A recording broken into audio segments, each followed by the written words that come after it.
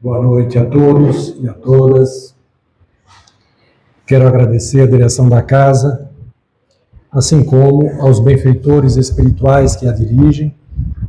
E nesse momento, rogamos o amparo desses benfeitores espirituais para podermos corresponder de alguma maneira com reflexões que sejam úteis e que possam inspirar a cada um de vocês no caminho da vida.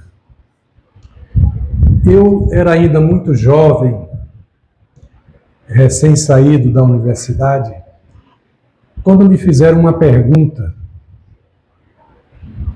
da seguinte forma: Osmar, o que é que você acha de Jesus?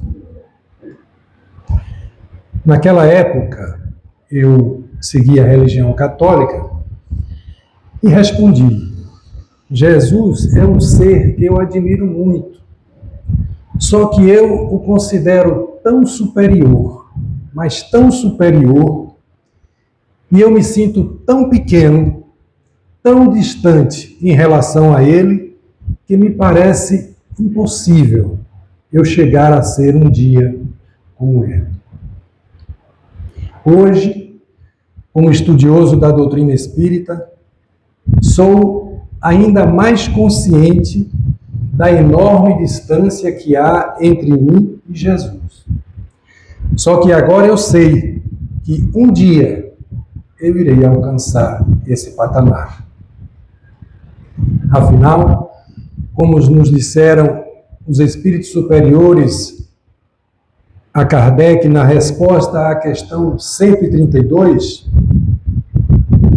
qual o objetivo da encarnação dos espíritos? Deus lhes impõe a encarnação com o fim de fazê-los chegar à perfeição. Então esse é o destino de todos nós. Chegaremos à perfeição. Nós atingiremos a condição de espírito puro. Agora, quando isso irá acontecer, é uma outra história, pois isso dependerá das nossas escolhas. Mas Kardec e os espíritos superiores nos deram um caminho. Na questão 625, que todos os que estudam o Espiritismo estão cansados de saber qual é, nessa questão nós temos a resposta mais curta de todo o Livro dos Espíritos. Quando Kardec pergunta: qual o tipo mais perfeito que Deus tem oferecido ao homem para lhe servir de guia e modelo? E a resposta: Jesus. E nós espíritas costumamos falar repetidas vezes que Jesus é o nosso modelo, é o nosso guia. Mas o que isso significa exatamente? Que nós devemos copiá-lo em suas ações e seguir os seus ensinos. Então nós já temos um roteiro, nós já temos um programa educativo para nos ajudar a atingir de forma mais rápida aquela condição de espírito puro e os benefícios decorrentes dessa condição, quais sejam a paz e a felicidade plenas. Contudo, o fato de termos esse roteiro não significa dizer que seja fácil segui-lo. Justamente por nos sentirmos ainda tão distantes desse modelo que Jesus representa para nós. Uma vez que nós viemos a conhecer Jesus já nesse nível de perfeição em que ele se encontra, nós temos dificuldade para acreditar que um dia nós chegaremos lá, tendo em vista as fraquezas e os vícios morais de que ainda todos nós somos portadores. É por essa razão que, para falar desse tema, eu fui buscar na história o exemplo de alguém que, na sua época, assim como nós hoje, encontrava-se ainda aprisionado a esses vícios morais. A maioria de vocês talvez conheça um pouco da história de Saulo de Tarso, aquele que, às portas de Damasco, ficou cego devido à luminosidade da aparição do Cristo diante dele. E se converteu no apóstolo Paulo, conhecido como o apóstolo dos gentios. Vocês devem lembrar do que o Cristo falou para ele naquela ocasião. Saulo, Saulo, por que me persegues? Por que razão Cristo perguntou isso a ele? Porque justamente Saulo perseguia e matava os seguidores do Cristo. Mas é pela psicografia de Francisco Cândido Xavier, no livro Paulo e Estevão, que Emmanuel nos dá conhecimento de muitos detalhes da trajetória desse apóstolo, suas dificuldades, as lutas que ele teve de enfrentar, até se tornar essa figura tão relevante do cristianismo, para que a mensagem do Cristo chegasse até o Ocidente.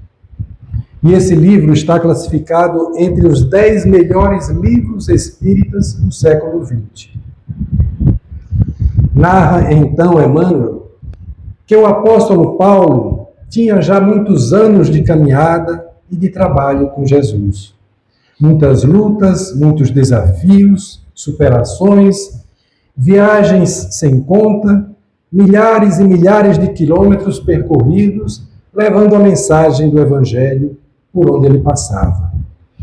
Já estava ele em sua terceira viagem apostólica. Já havia ele rodado toda a região da Ásia, no entorno do Mediterrâneo. Havia adentrado também a Europa, ali na região da Macedônia, Filipos, Corinto e outras cidades do entorno. E desta feita, encontrava-se ele mais uma vez na cidade de Corinto.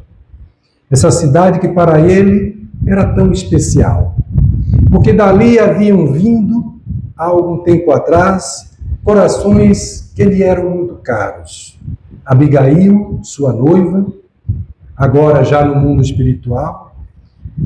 Estevão, aquele que ele aprendera a amar, graças ao exemplo de renúncia, de perdão, que Estevão demonstrara a ele no mesmo dia da sua morte, quando foi apedrejado em decorrência da ação do próprio apóstolo, à época denominado Saulo, o perseguidor dos cristãos. Então, ele estava ali, na cidade de Corinto, planejando realizar um grande sonho. Desde que ele iniciou a sua tarefa de divulgação do Evangelho, Paulo tinha 2 grandes sonhos. O primeiro deles era levar a mensagem do Cristo à gloriosa Atenas, a cidade esplendorosa, conhecida pelos seus sábios, pelos seus filósofos, aquela que havia sido a luz do mundo por muitos séculos e que certamente influenciou todo o porvir da humanidade. Esse sonho, no entanto, converteu-se numa das maiores decepções do apóstolo, quando, passando por Atenas, extasiado com a beleza dos mármores, das estátuas atenienses, impressionado porque ele havia estudado lá na sua cidade natal, Tarso, em escolas que traziam a sabedoria da filosofia ateniense. Então ele tem uma das maiores decepções da sua vida, quando naquela cidade ilustre ele não encontra uma pessoa sequer disposta a acolher um núcleo de estudos do Evangelho. Percebe ele, então, o perigo da inteligência distanciada do sentimento, distanciada da humildade, como vemos ainda nos dias de hoje. E o outro grande sonho de Paulo era levar o Evangelho à, então, capital do mundo, a cidade eterna, a capital daquele império que havia trazido tantos progressos para o mundo, embora também tantas lutas e tanto sangue semeado, mas que havia construído estradas, aquedutos, que havia estimulado a arte, o progresso material, sobretudo no entorno do Mediterrâneo. Desejava ele, portanto, levar o Evangelho ao ponto central do mundo conhecido de então, a grande cidade de Roma. E por várias vezes ele vinha tentando levar adiante esse projeto. Mas parecia que as circunstâncias não colaboravam para que ele pudesse realizá-lo. Ora, ele tentava fazê-lo e o Senhor, por meio das circunstâncias e acontecimentos da vida, direcionava-o para outros rumos, para outras direções. E ele, muito fiel, muito obediente ao Senhor da vida, atendia e aguardava pacientemente esse momento. Mas agora, com notícias do movimento cristão que já estava em Roma, amigos seus já estavam por lá, então entusiasmado ele envia uma carta para informar que em breve faria a sua viagem à cidade de Roma. E ele estava já prestes a partir, tudo preparado, quando na igreja de Corinto bate à porta um emissário. Um irmão, também cristão, que vinha enviado de Jerusalém. Um emissário daquele que havia lá ficado, dando continuidade às atividades na Casa do Caminho. Aquele que esteve lá desde o começo, talvez o que mais tempo permaneceu na Casa do Caminho. Tiago Menor. Tiago Menor, aquele com o qual Paulo, há algum tempo, havia tido as suas desavenças, em termos de algumas ideias, no então conhecido Concílio de Jerusalém, que foi talvez a primeira grande reunião dos cristãos para a deliberação de algumas decisões importantes quanto ao futuro do cristianismo. Eles haviam adotado posturas, de certo modo, antagônicas em algumas questões. E não fosse o espírito extremamente conciliador de Simão Pedro, talvez o desfecho não tivesse sido assim tão favorável ao futuro do cristianismo. Então Paulo havia tido esse desentendimento com Tiago. E por conta mesmo da natureza da sua tarefa, pois que estava sempre a viajar, fazia um tempo que eles não se viam, que não conversava com Tiago Menor. E qual não é a sua surpresa quando, às vésperas de partir para Roma, na realização do seu grande sonho, ele é buscado por aquele emissário que era portador de uma carta de Tiago, que lhe pedia auxílio. Tiago a lhe pedir auxílio ante as dificuldades que vivenciava em Jerusalém, para a manutenção das atividades da Casa do Caminho. Mesmo com muitos anos de trabalho, com muita experiência na seara do Mestre, o primeiro impulso de Paulo foi de resistir. Foi pensar, mas como assim? Como ele me pede ajuda agora? Como ele que criou tantas dificuldades para a liberdade do Evangelho, no que diz respeito aos gentios, como agora que estou prestes a realizar um grande sonho, ele me pede esse tipo de auxílio. Mas esse é o primeiro impulso.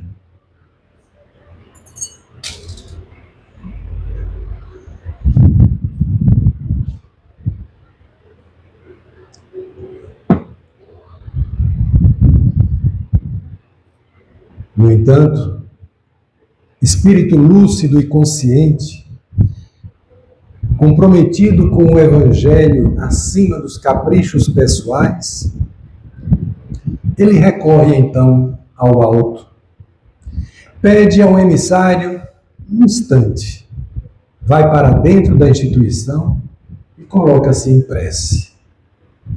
É o espírito maduro que reconhece que, por vezes, na vida, falta-nos os recursos diante de determinadas provas. Mas Jesus não nos faltará com aquilo que nos falta. Jesus sempre secundará nossos esforços. É o que ele pede, então, um minuto, para não se deixar conduzir pelo primeiro impulso. Busca, então, a serenidade da oração e pede, sinceramente, ao alto, que ele orientasse. Ele ora, então, e abre os pergaminhos de que se servia para estudar os ensinamentos de Jesus. Aquelas primeiras cópias dos escritos de Mateus. Abre-as, então, e vê a lição.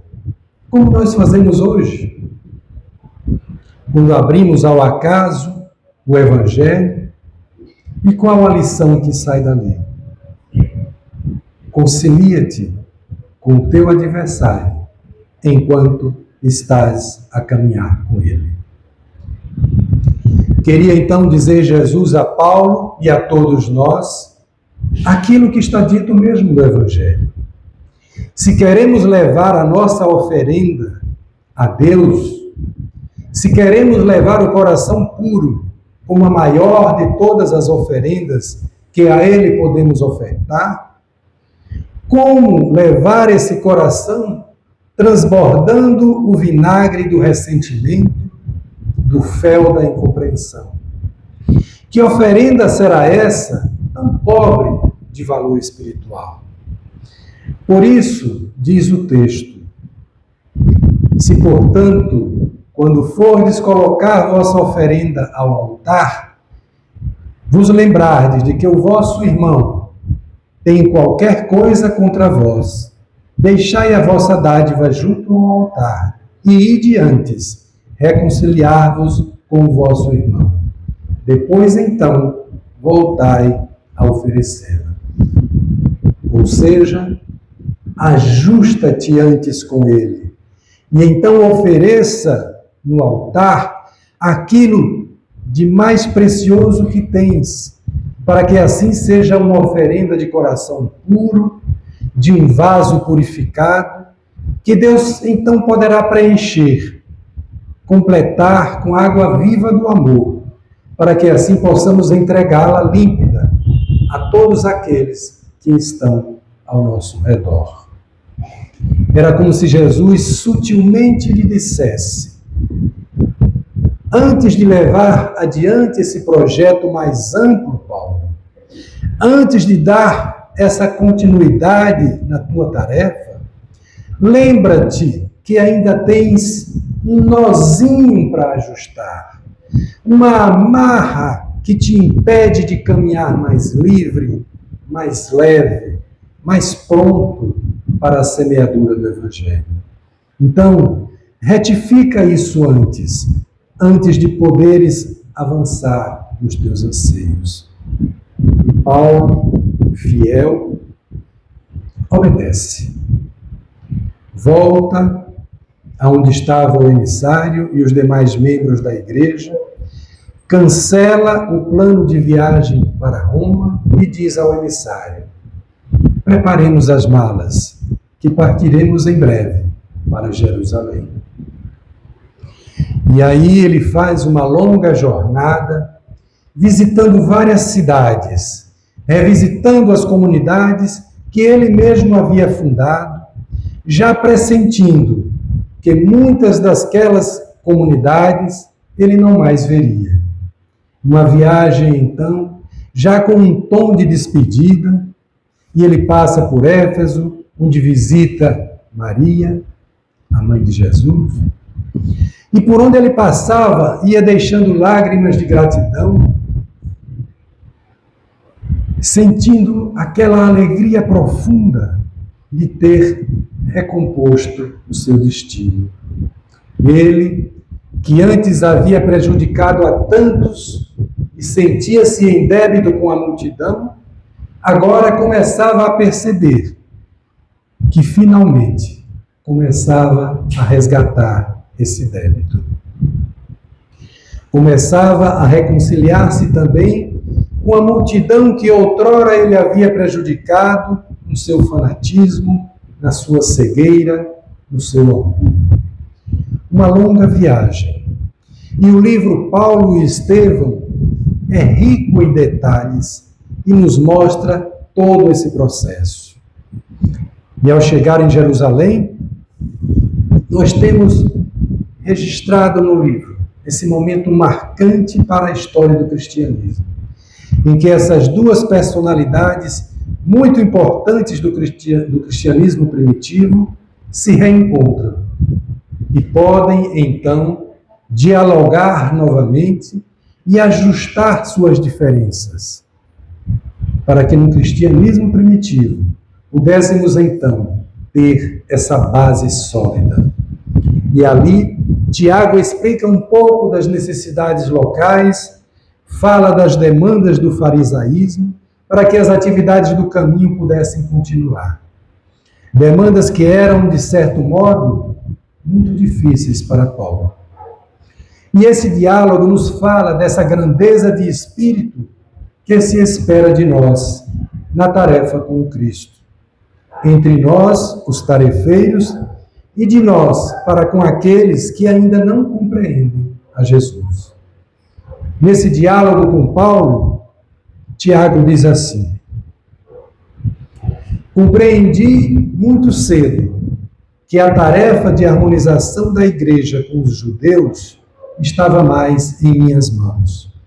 Então, se Paulo sentiu aquela vocação para expandir a mensagem para além dos círculos do judaísmo, Tiago sentiu-se chamado a estabelecer ali em Jerusalém a harmonia entre aquela nova corrente que se formava, ou seja, o cristianismo, e aqueles que ainda se mantinham lá mais vinculados à primeira revelação, a chamada Torá, ou a Bíblia hebraica. E como é importante nós entendermos isso.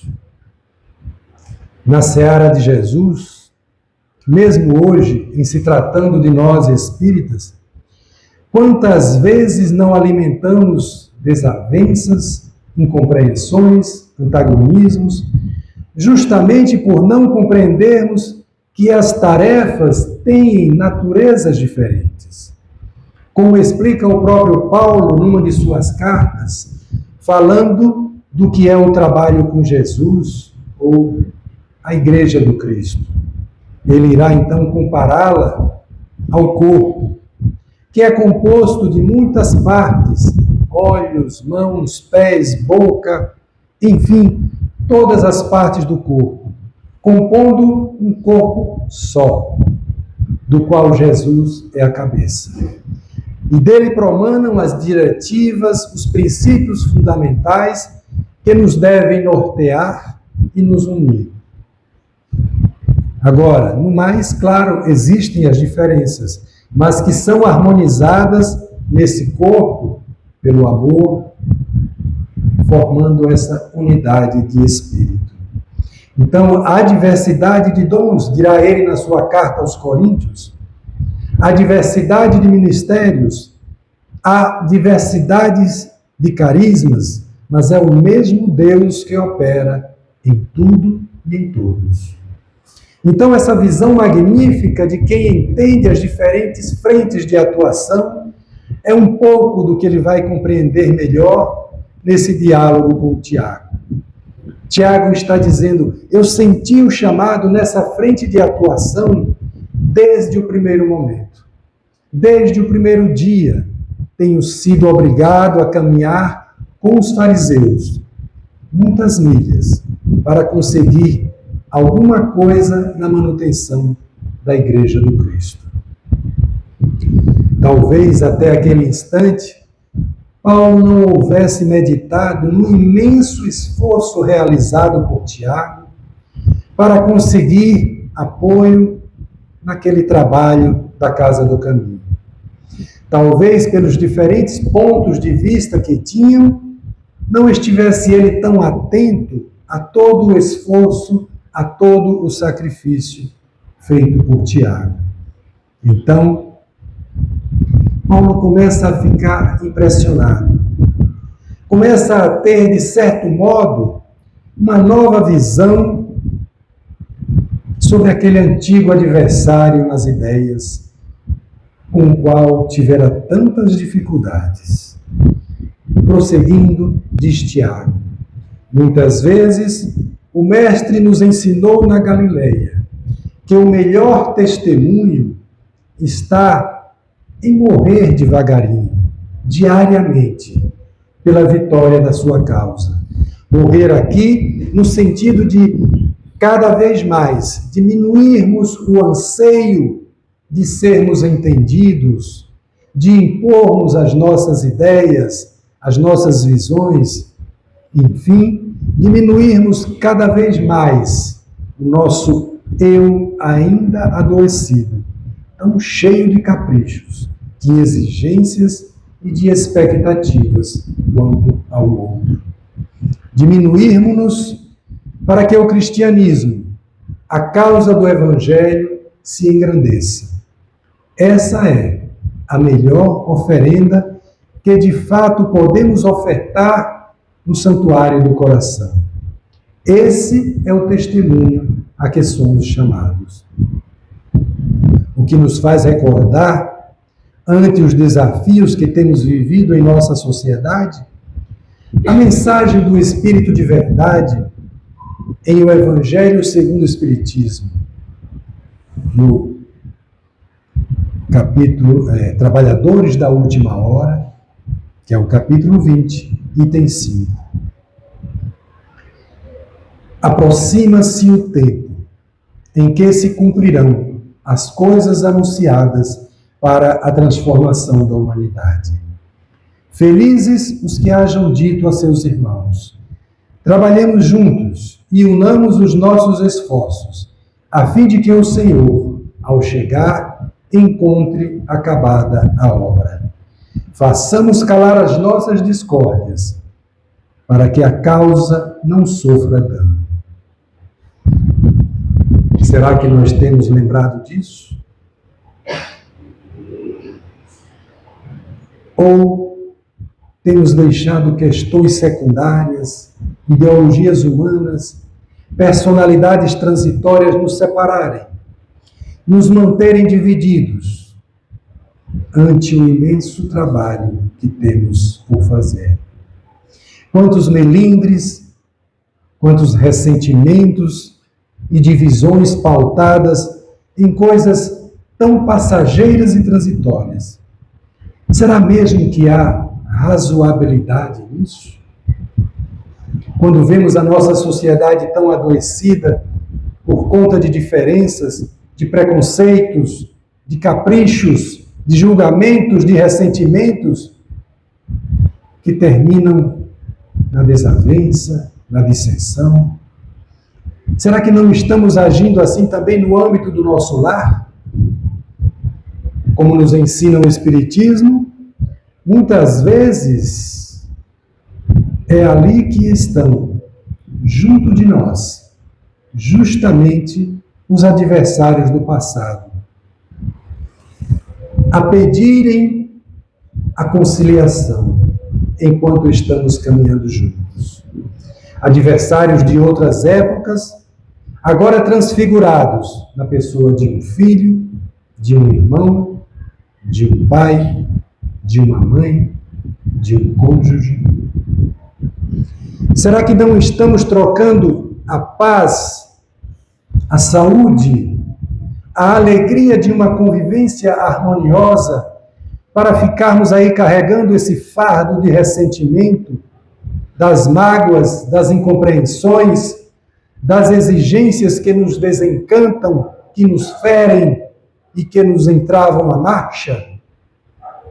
Então, em tudo na vida, em nossas relações sociais, em nossa presença no lar, é preciso aprendermos a ir morrendo devagarinho.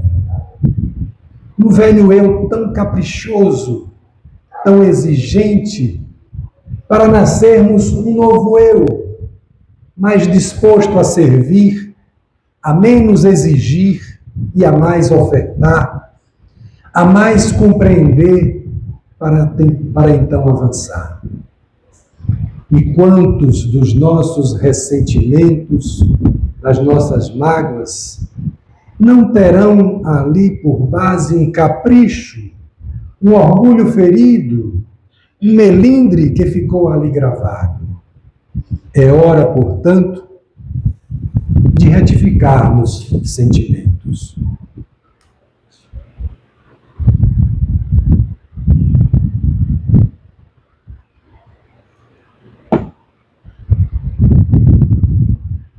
De nos curarmos de pontos cristalizados do nosso sentimento para podermos seguir mais leves. As desavenças pessoais destroem as melhores esperanças. Quantas esperanças, quantos movimentos iniciais de melhoria, de aperfeiçoamento, não deixam de ser estimulados por conta dessas desavenças. Quantos corações talvez não se sentiram afastados do Cristo por conta de posturas infelizes nossas, por não refletirmos o amor e a fraternidade que se esperaria de nós. Então é preciso pensar: que exemplo estamos dando àqueles que nos rodeiam? Então descreve Emmanuel que a fala de Tiago refletia ali muita bondade, muita sabedoria. E que o apóstolo Paulo então pensa para consigo que os galileus eram muito mais sábios do que qualquer dos rabinhos mais cultos de Jerusalém.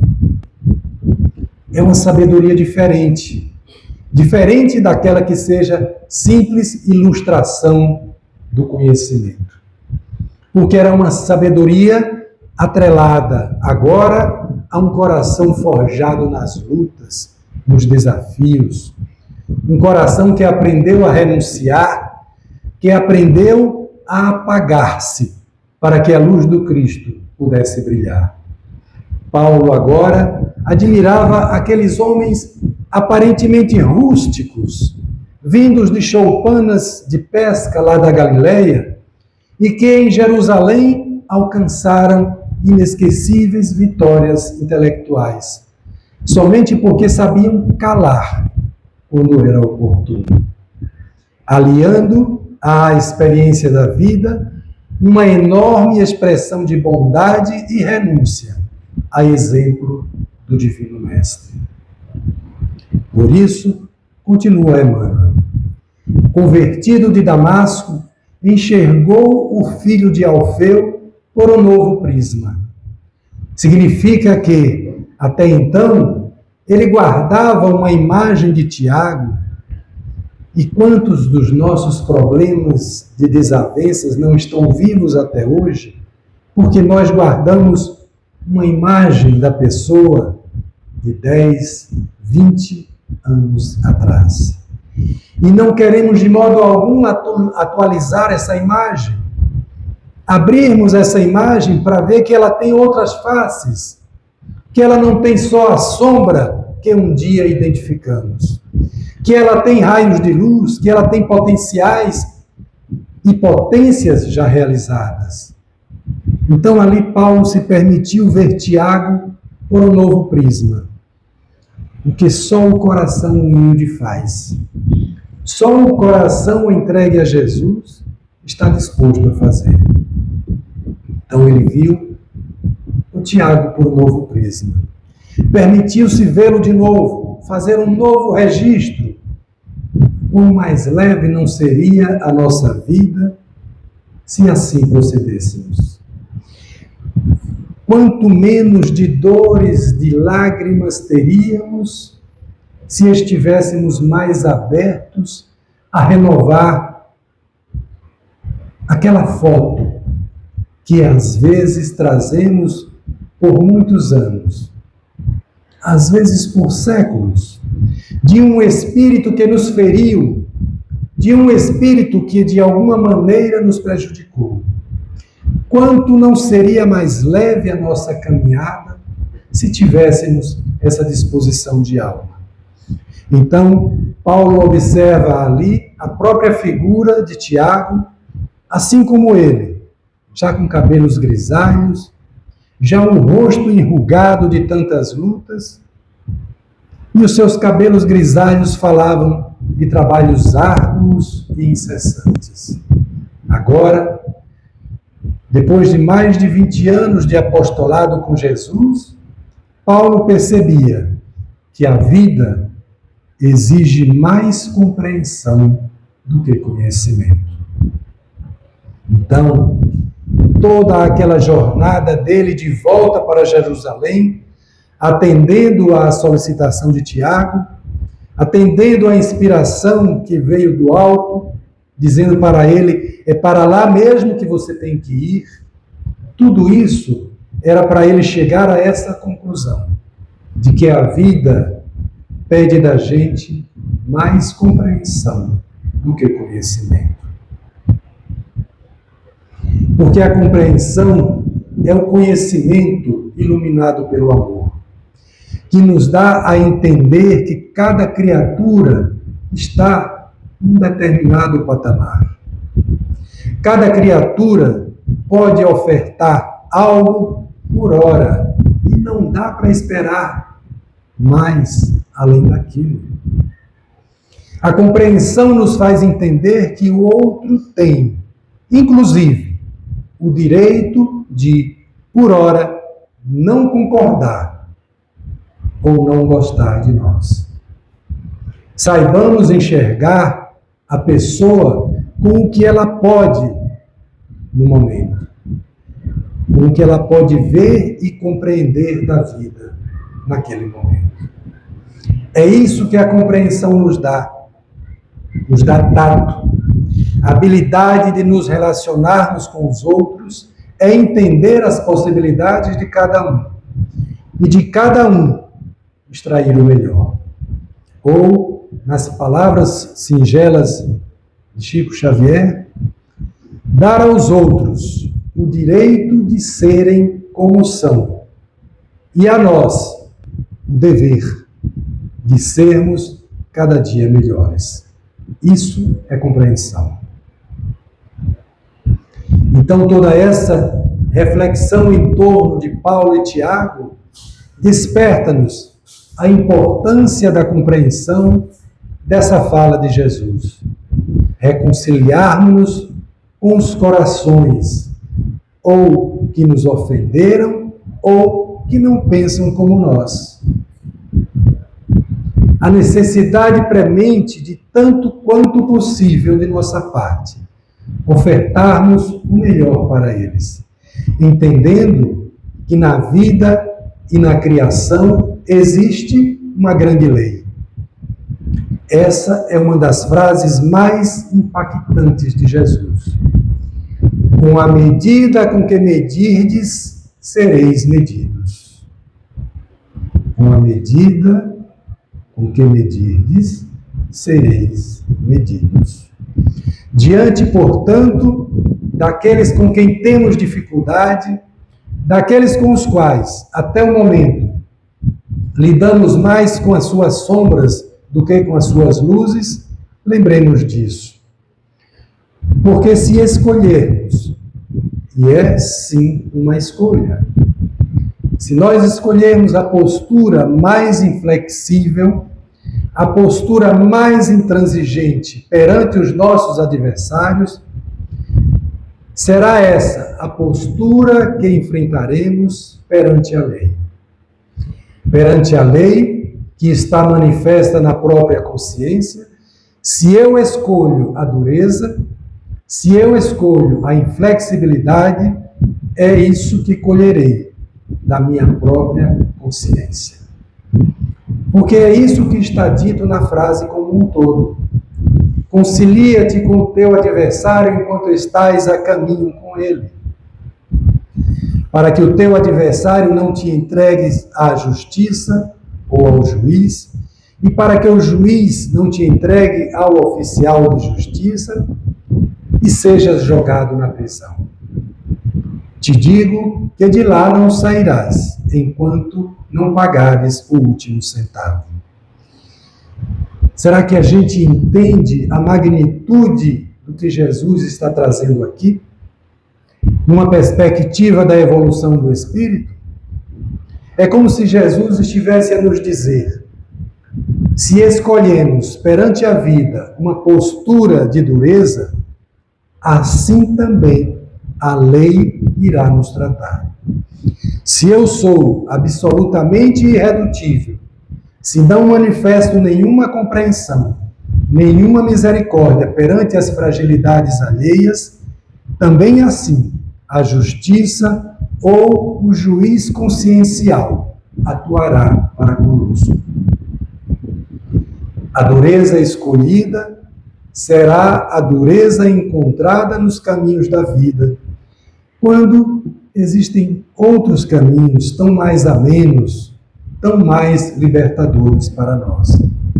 Porque já nos disse Pedro na sua epístola, o amor vai cobrindo uma multidão de pecados, vai aliviando muitos de nossos débitos, quando no amor somos encontrados pelos adversários, pelos inimigos, quando estamos trabalhando no bem, que seja por uma oração, assim a gente vai entendendo essa dinâmica da vida.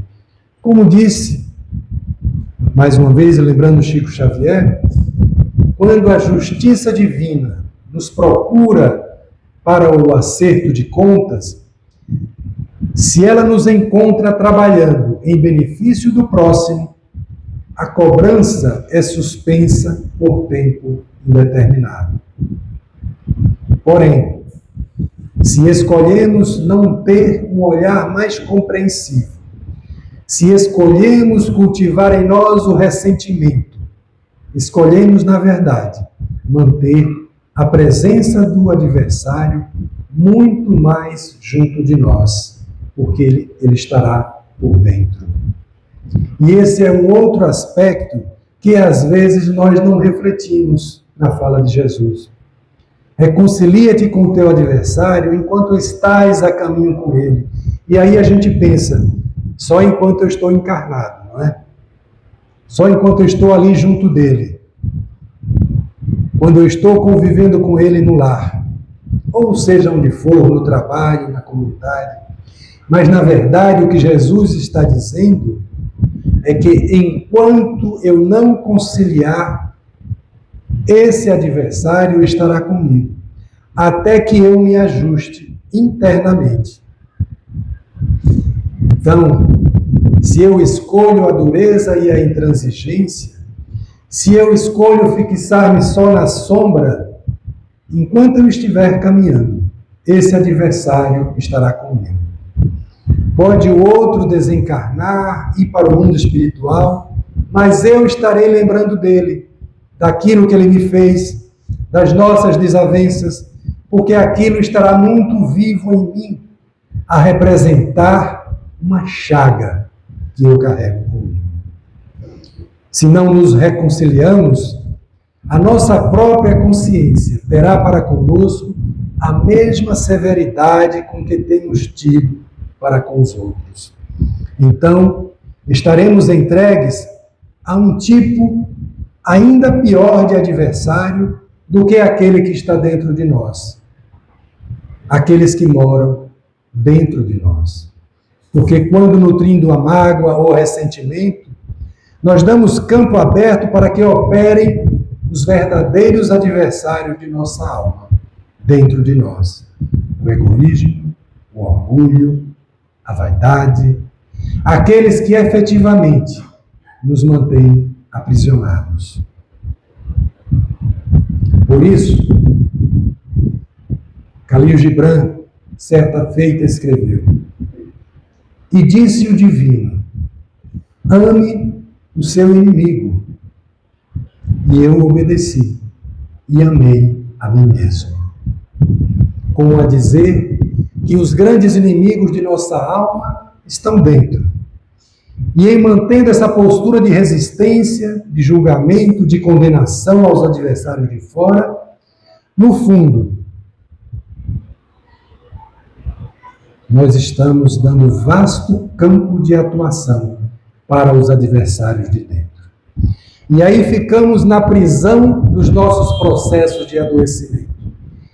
Muitas vezes, isso vai culminar até mesmo numa enfermidade.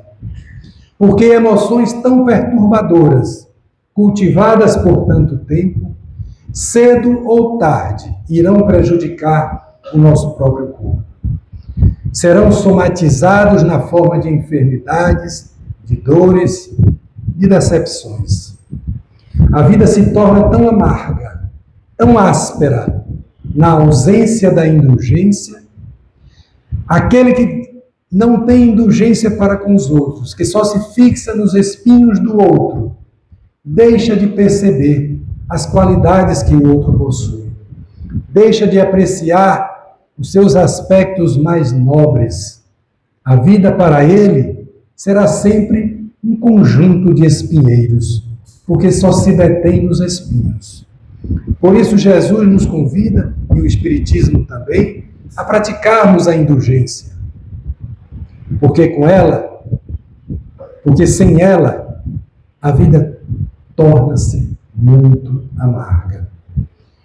E por isso, só o perdão, essa grande força libertadora da vida, que fecha os ciclos, às vezes seculares, de vingança, de revolta, de adoecimento, é o perdão a chave libertadora da vida. É o medicamento, como diz Emmanuel, o único antibiótico mental suscetível de curar as infecções do ressentimento no organismo do mundo. Esse é o perdão. Essa é a indulgência, que vai tornando a vida mais amena, mais leve, que vai nos auxiliando a não nos fixarmos somente nos espinhos, para aprendermos a ver as rosas, o seu perfume, a sua beleza, para vermos talvez rosas ainda em botão, mas que um dia haverão de florescer se nós soubermos regar com paciência, com compreensão. É o que o olhar de Jesus vai implantando em nós. Esse olhar misericordioso que ele nos ensina a ter, que é o toque do seu Evangelho.